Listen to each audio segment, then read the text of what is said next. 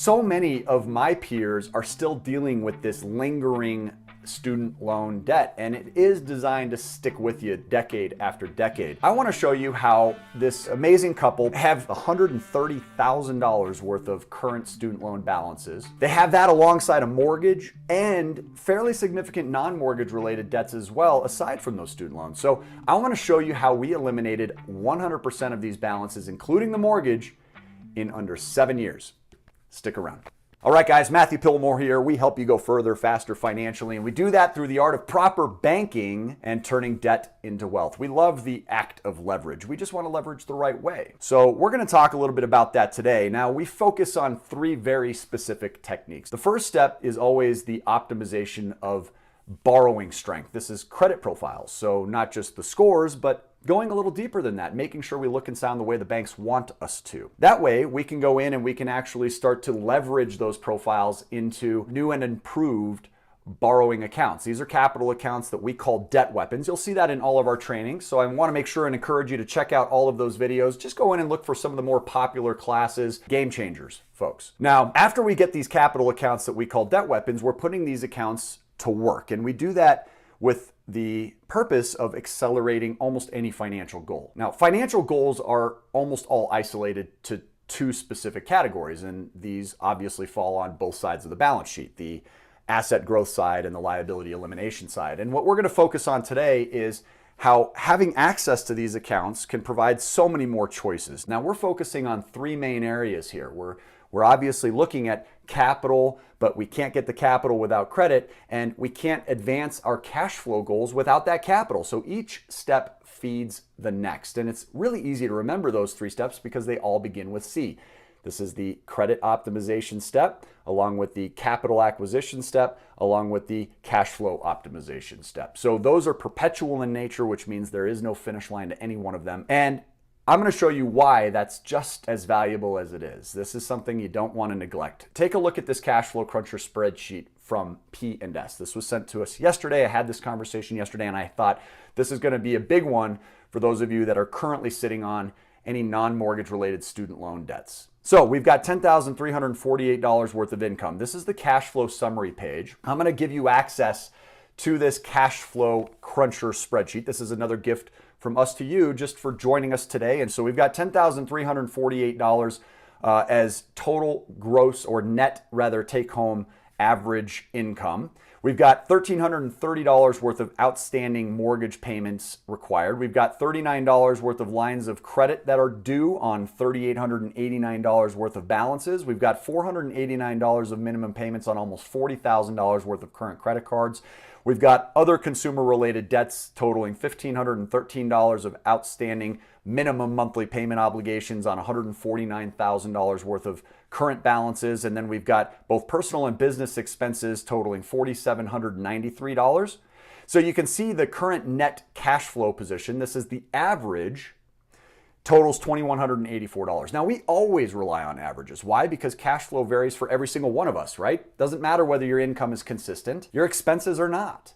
So 100% of people that I've ever encountered have a fluctuating cash flow position. Sometimes our expenses are inconsistent, meaning we have to pay them maybe once or twice a year, but not every month. Sometimes our expenses are inconsistent in that we get caught by surprise with a cost that isn't normally a part of our everyday lives. So just keep in mind that when you're averaging your income and expenses, utilizing conservative numbers will allow surprises along the way to be as pleasant as possible. And that's something that really helps with motivation. So we've got $2,184 worth of current leftover disposable income. This is after all of their personal costs throughout the month have been paid for, okay? So this is what's left over after everything has been paid.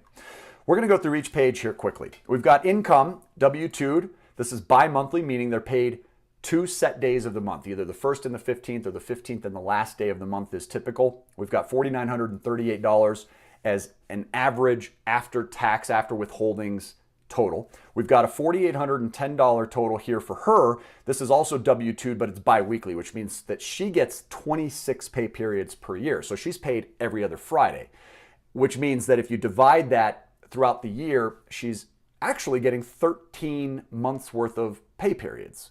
And therefore, since she's paid 3 times a couple of times of the year in a month, she's actually getting a higher average than what it kind of seems based on multiplying each pay period times 2, if that makes sense. So she's got $4,810 in current net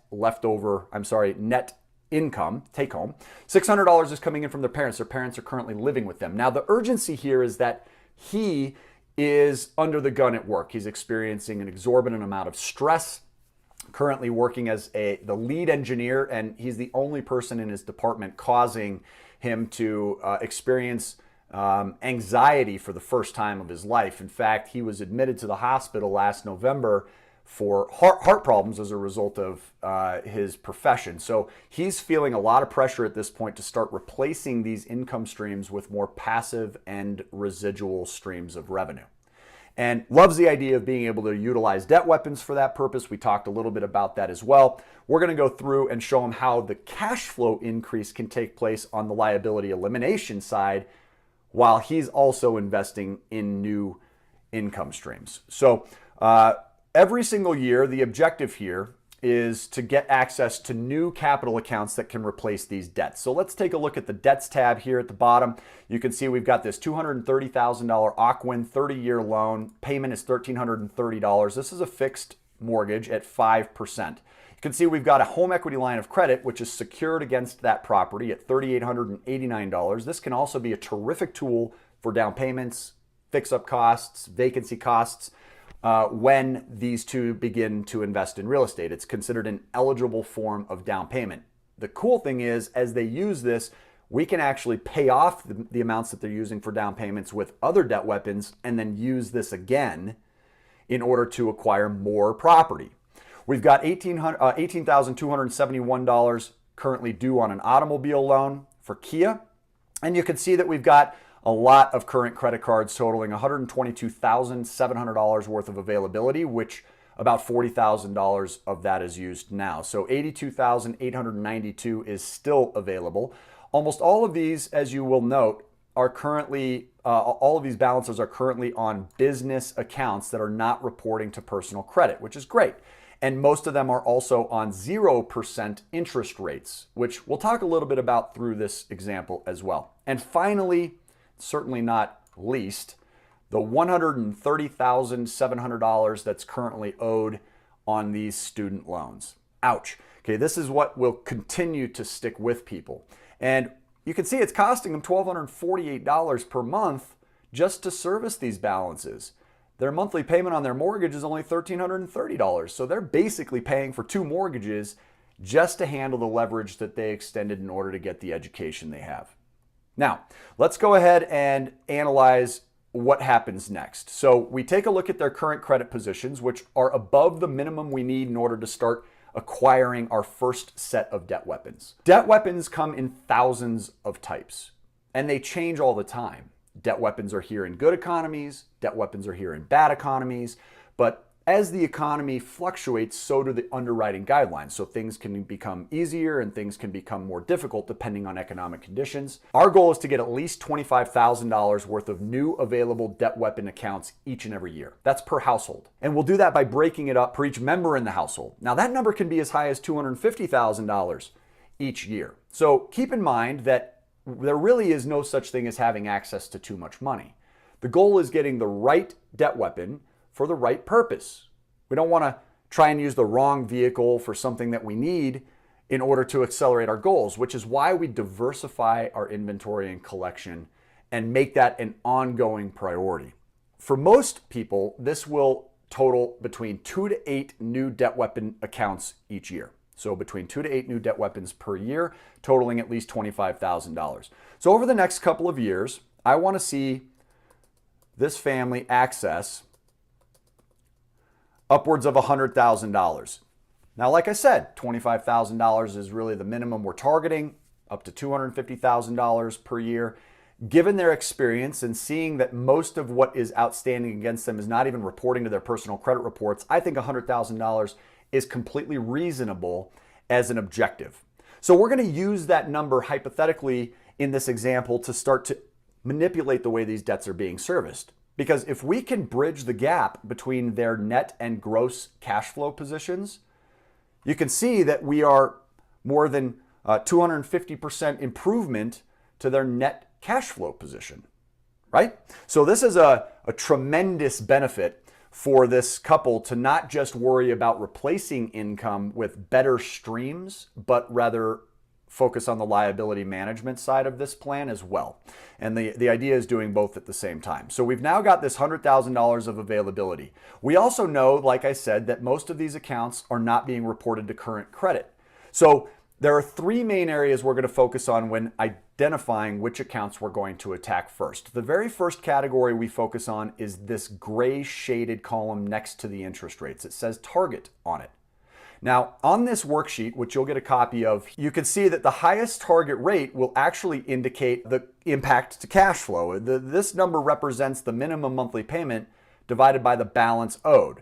So if you look at this Hawaiian Airline business credit card account with a $151 balance and a $151 minimum payment and a $6,106 balance, $151 is exactly 2.473% of $6,106. That's how that number is calculated. It's very important to have this number, which is why I love this spreadsheet, because I've never seen any other budget management spreadsheet utilize the formulas that are on this cash flow cruncher. It is comprehensive. It is fantastic. Almost everyone that we speak with that has gotten themselves a copy of this say, thank you, thank you, thank you. This thing is a huge help every single month. So we're going to start to look at the highest target rates because this will indicate the highest impact to our net monthly cash flow position. And there's one decisive conclusion that I've been able to draw over the last dozen years of helping thousands of people. The more cash flow left over at the end of each month, the more choices you have. The less cash flow you have left over at the end of each month, the fewer choices you have. And perhaps you've been on both sides of that spectrum and you can relate to what I'm saying. I certainly have. And I'm here to tell you, when there is not money left over at the end of the month, you are going to feel your back up against a wall. So we want to try and leave as much disposable income available so that there is as much discretion with our choices as we can get. As much freedom of choice as possible is the underlying objective at all times. So we're going to look at the highest target rate before anything else. However, there are two other categories that we've got to pay attention to here. The second is the type of account, because the type of account will affect the impact to credit scores. So we're very concerned about how do we influence credit while we're borrowing new debt weapons and manipulating paying off debts more quickly. And the third and final category we're looking at is that of what the interest rates are. Now, I always say interest rates are interesting, and that's a little different for a lot of people to hear. Most of us in this country are far too obsessed with the interest rates. One of the single most common questions I get when talking about debt weapons is, what's the rate? What's the rate? What's the rate? And one of the first things I like to try and teach is interest rates matter. They just don't matter as much as you probably think they do. What matters most to you and to me as borrowers is how much in interest will I actually have to pay. It's the dollars and cents that you care about. And when you're calculating the total cost of interest, there's another significant piece to that equation, and it's the length of time that you're borrowing. So this goes back to things I've taught in other trainings, which includes being offered a choice between two loans, one with a high interest rate and one with a low interest rate. Almost everyone selects the low interest rate. And while in concept that makes the best sense, in reality, if I were to tell you that the high interest rate loan was paid off in, say, 10 months, and the low interest rate loan was paid off in, say, 30 years, most people will switch their answer and take the higher interest rate loan. Because we know common sense has already taught us, life experience has taught us that paying high interest rate loans over a very short period of time will amount in just a very small amount of interest. Whereas low interest rate loans over a very long period of time will result in really high interest costs. So it's not about the rate as much as it is about the total costs of interest. So we're going to be looking at all three of these categories while we're exploring the options that are best for P&S here. So as we can see that this total, which happens to be the highest target rate and highest interest rate, that's not common, it doesn't always work that way, it becomes very easy for us to decide that this will likely be the very first item that we attack and eliminate. So we've got a $6,106 total outstanding balance that will be paid off using this new debt weapon account. So we've got availability here of $100,000. We're going to pay off this $6,106, and we're going to free up that $151 minimum payment obligation, which increases the cash flow now to $2,335 per month. This is fantastic. What a huge increase to cash flow without making any more money. Now, we still have the exact same amount of debt, and we will have a minimum payment on this account technically, but we're going to wash away that minimum payment through a technique that we call paycheck or rent check parking. This is income parking. Any stream of income that comes in, we can park it against this account and still get access to that money anytime we need it. We're going to replace the inadequacies of our checking and savings accounts. Think about it. When you put your money in checking and savings, what are you getting for that? How much are you earning every month by having money sitting in your checking and savings accounts? It's pathetic, isn't it? This is where the banks are making most of their money. There is permission from the Federal Reserve for the banking institutions to lend out multiple times what you deposit into your deposit accounts. So up to 9 times what you deposit can be lent out to other borrowers and charged interest for. And therefore, the banks create the majority of the cash in this country through that process known as fractional reserve lending. But what are you earning in exchange for that? Very little, right? So it's a broken system. It's really kind of a legal form of Ponzi scheming, if you ask me.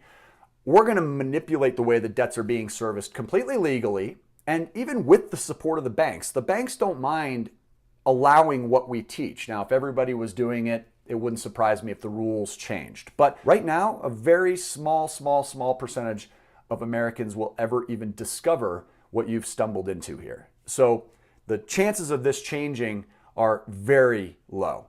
So we've now paid off one major account. You can see the other 0% accounts that aren't reporting to current credit aren't having an impact, obviously, against us. There's no reason to pay those off. So we're going to leave those for now. I'm also then going to come up here and start to identify the other highest accounts. And we can see one here, this Sally Mae number 4, student loan number 4, which is hers, is a $2,085 outstanding balance. Let's go ahead and get a calculator up here. So we've got a $2,085 balance. We're going to add that to the 6,106 for the current balance on this debt weapon. Now we have an $8,191 balance. And the minimum payment obligation on this has also now eliminated on this student loan. We're already over $200 worth of increase to cash flow. It's almost a 10% increase to cash flow with no additional income being earned. And this is right away. Okay, so this could literally happen within the next couple of months. All right, so let's take a look and see if any of these other accounts can be attacked now. Of course they can, but it doesn't necessarily make sense. We've got an $8,191 balance. We do know that every month if we put the income against this account, it will exceed the total sum. $10,348 is larger than the current outstanding balance on that new debt weapon. So as we're paycheck parking, as we're income parking against that balance, we're paying it down to almost zero, if not at least zero, which means that as we're utilizing the amount to come back up in terms of paying the bills, we're going to pay very little interest on this account. And at the end of each month, our new cash flow of $2,385 will remain parked against that $8,191 balance. So it means I can divide this by that current net cash flow position to determine roughly how many months it will take before we can satisfy that balance in full. And we can see here that it's under 3.5 months. So this account, 3.5 months down the road, is paid off. Now we have other balances. We've been making payments on these other accounts for 4 months. I'm not going to factor that in to this equation just yet, because it's having a very limited impact so far, but I will give credit to what it will become here shortly. I'm going to just attack the next account in line. I can see here a 10.6% interest rate on this Sally Mae loan. Now, we're only going to focus our last 4 months worth of payments on this account. 4 months at $285 per month on this account is another $1,140 having been paid toward this account, of which a 10.6% interest rate is being charged. So very likely that maybe only the $705 of this balance has been paid off, leaving about a $17,000 sum. Okay, so we've got $17,000 that we're going to attack with this debt weapon now and free up not just this balance, but the $285 per month that's being paid. And guess what? When we eliminate that, the new net cash flow position has increased to $2,670 per month. It's another 10% increase to cash flow without making any more money. Cash flow is increased now by over $500 per month, and we're only 4 months in. Now, what are we going to do? We're going to start paycheck parking against this account again. So the rent, the paychecks, any other streams of revenue will all go against this account. All the bills will come out and be paid. We're going to be paying for monthly personal and business expenses every month using a credit card account that we're earning big rewards on, and we're going to pay that credit card in full using the debt weapon, thereby paying 0 interest on those credit card accounts. So when we do this, the cash flow remains parked against that $17,000, cash flow now being $2,670, meaning that this second cycle is satisfied in full in under 6.5 months. So we have 3.5 months and 6.5 months, a total of 10 months down the road now, and this second cycle has been eliminated in full. Now guess what? We've been making 10 months worth of payments on all of these accounts. Let's go ahead and factor those in now so that we don't fall short and miss them. So we've got $390 worth of payments at 8.5%. Let's just knock this thing down by a couple $100. $3,889 now becomes $3,689. We've got $265 payments over that 10-month period. That's $2,650 at 2.9%. Obviously, the vast majority of that going toward interest costs. I'm just going to knock this thing down by $2,271 to make the math really easy and be conservative. So we're going to leave a $16,000 balance on the automobile come 10 months from now. We've got $46 payments totaling $460 over a 10-month period on $4,559. This is a 0%, so it's 100% principal. In order to keep the math really easy, I'm just going to knock off, I don't know, let's say $300. So we're going to call this thing 32. We'll just knock $359 off instead. We'll call it $4,200. We've got $84 worth of payments, all principal at 0%. This is $840 over a 10-month period. We're going to just knock this thing down to $7,500. We've got $70 in minimum payments over 10 months. That's $700 in principal reduction over that period of time. We're just going to knock this thing down to $6,500. As you can see, I'm being completely conservative on everything we go through in here, just to, at least acknowledging that everything we walk through will be in some way inaccurate. So I would rather be inaccurate towards the conservative side, since there will be unexpected circumstances along the way. We've got $70 worth of minimum payments. 10 months in, that's $700 at 0%, so this thing has become $5,800. We've got $122 worth of minimum payments on this business account. That's $1,220 of principal over this period of time. I'm just going to knock this thing down to $11,000. We've got $16 in minimum monthly payments over the course of 10 months is $160 at 0%, all going toward principal. So this one, $1,460, we'll call it. Okay. Now let's look at the student loans. $155 over 10 months, $1,550 at 4%. We'll just call this $1,000. Be super conservative about it and knock it down to $23,914. We've got $337 payments at 10.2%. That's over 10 months, $3,370.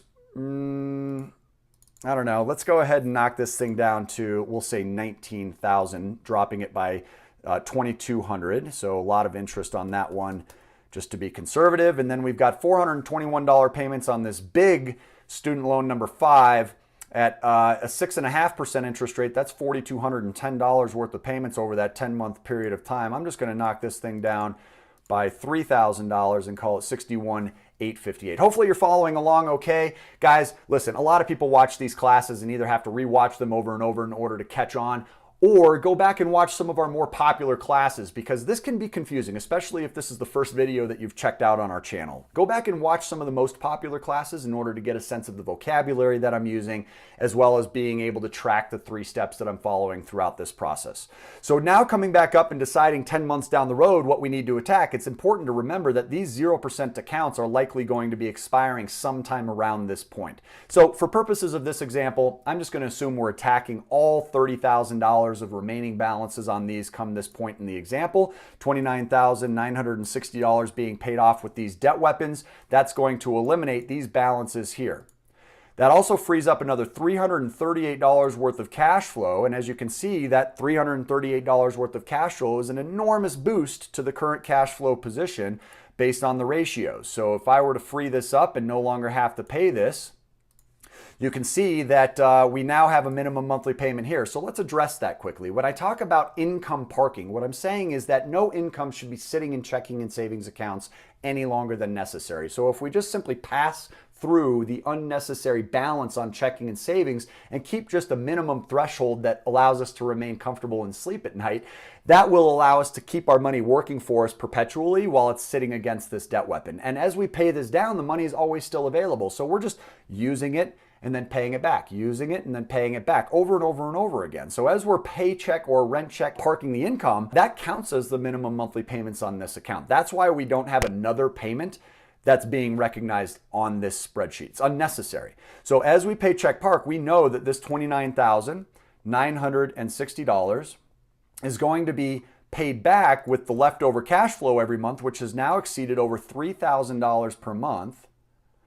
And that means that another 10 months down the road, this account has been paid back to zero. Let's call it 11 months to be really conservative and account for the interest costs that will be associated with this debt weapon over that short period of time. So we've got 11 months added to the first 10 months. We're now 21 months in on this example, and this cycle has now been paid back to zero. So we've got another 11 months worth of payments on all the accounts that are outstanding. I'm going to just multiply it times 10 in order to keep it super simple. Okay, so again, another $390 worth of payments at 8.5% on this home equity line of credit.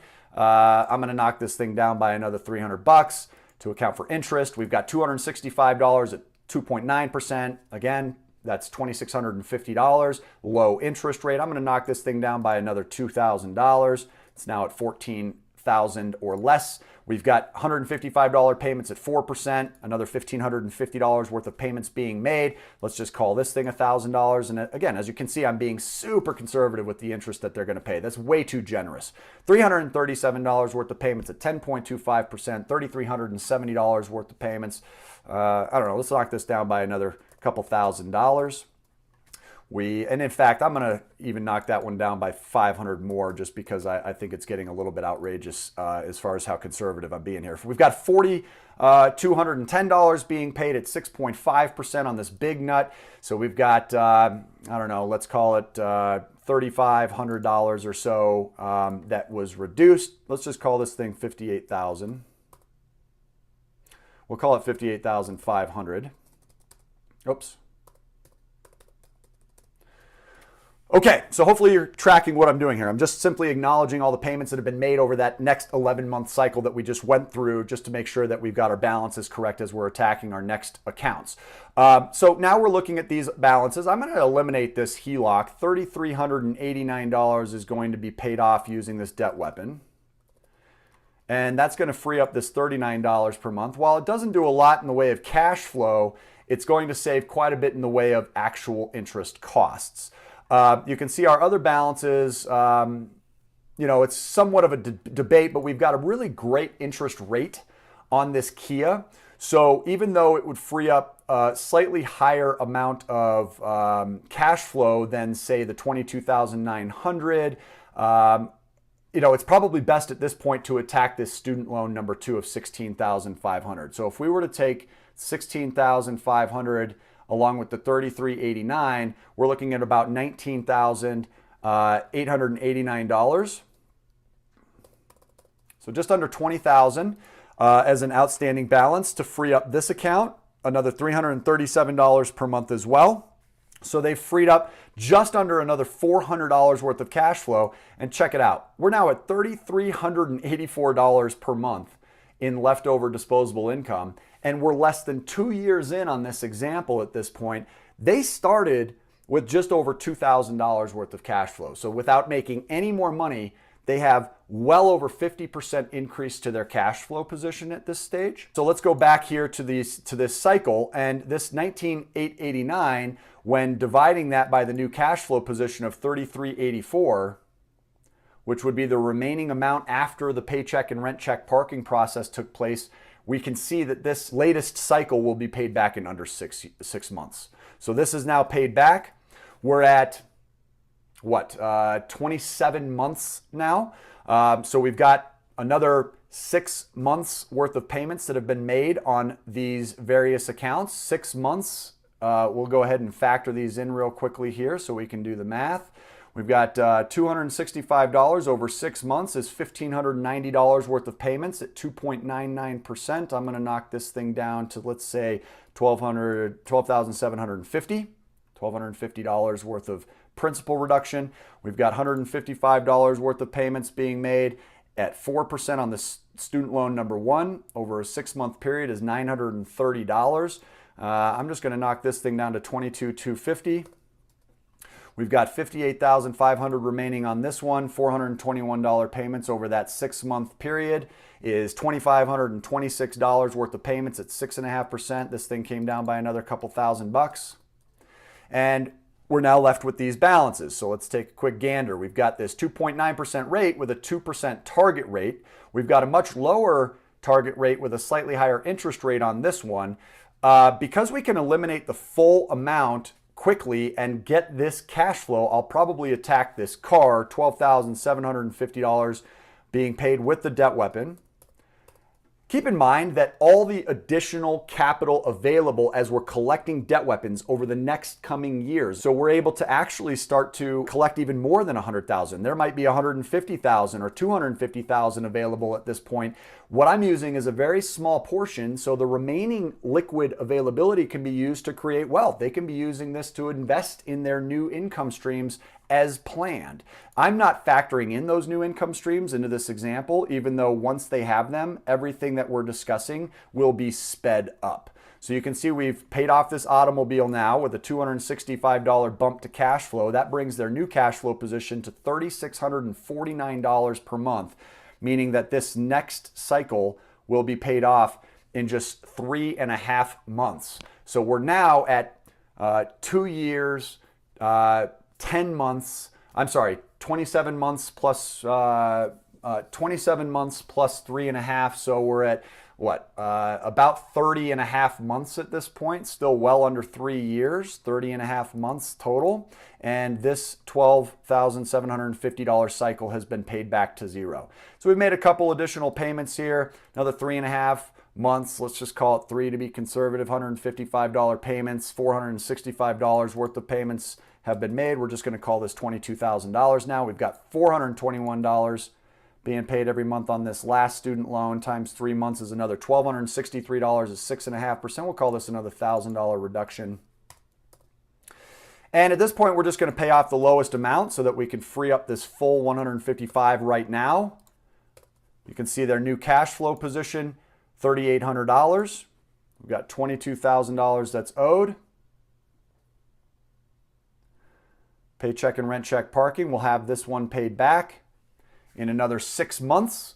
So we're now at 30.5 months plus 6, 36.5 months. We're exactly 3 years in on this example, and they only have one large, I might add, student loan remaining.